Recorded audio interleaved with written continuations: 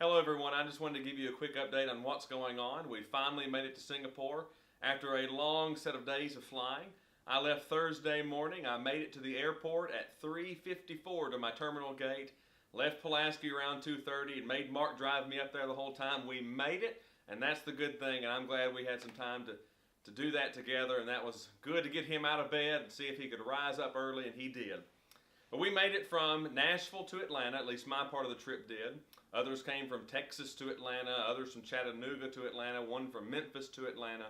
And when we finally made it to Atlanta, we all merged up and began the big set of flights.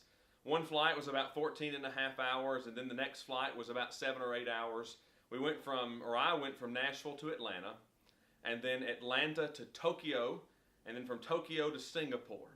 Now, after you do that, it makes for a really long day because we made it to Singapore and got to our hotel around 1:30 on Saturday morning. So we left Thursday morning. I left the house at 2 o'clock, and we made it Saturday morning here about 1 o'clock. So it made for a long day. So the group made it, and we're all here and all got settled in.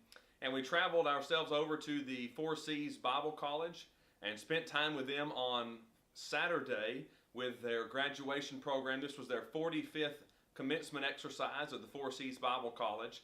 4 students graduated, and they'll be going back home to the Philippines. 1 student is going back to Malaysia, and then another student is going to Vietnam.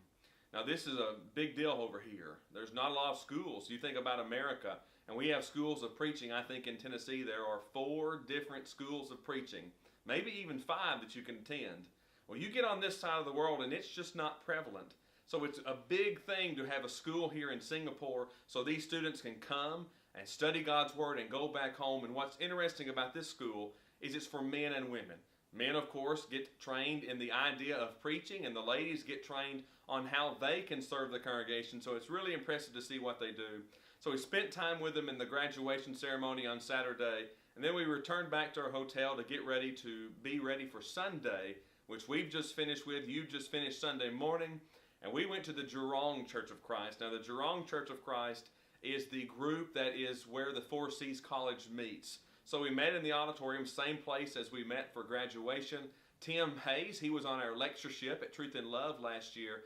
Tim Hayes taught the Bible class lesson and presented the lesson during the worship hour. And the rest of us were actually spending time off today. We don't all start speaking till Wednesday, and we'll roll Wednesday through Thursday. And in those 3 days, I'll speak 3 different times, 2 lectures that I'll give, and then 1 period of open forum here, and then we'll spend time in different Sundays and areas as we go. Trip's going good. I miss you all. It's exhausting, but you know what? There's something we need to know.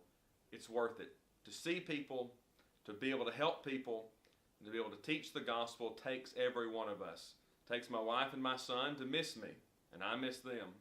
It takes many of you to miss me, and I miss you.